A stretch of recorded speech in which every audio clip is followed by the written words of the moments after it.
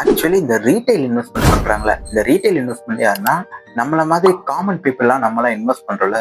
மோஸ்ட்டா நம்மள மாரி பீப்பிள் ஏன் லாஸ் மேக் பண்றோம்னு உங்களுக்கு ஐடியா இருக்கா? ஆக்சுவலி நம்ம ஒரு எமோஷனல் டிசிஷன் எடுக்கிறோம்.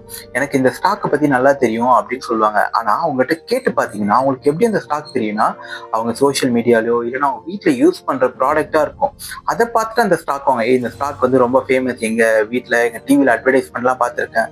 அப்படின்ட்டு அந்த ஸ்டாக் வாங்க. ஆக்சுவலி அந்த ஸ்டாக்கோட ஃபண்டமெண்டல்ஸோ, அந்த ஸ்டாக்கோட பேலன்ஸ் ஷீட்டோ அதெல்லாம் அவங்க பார்த்துருக்கவே மாட்டாங்க. ஈவன் அது லாஸ் மேக் பண்ற கம்பெனியா கூட இருக்கட்டும்.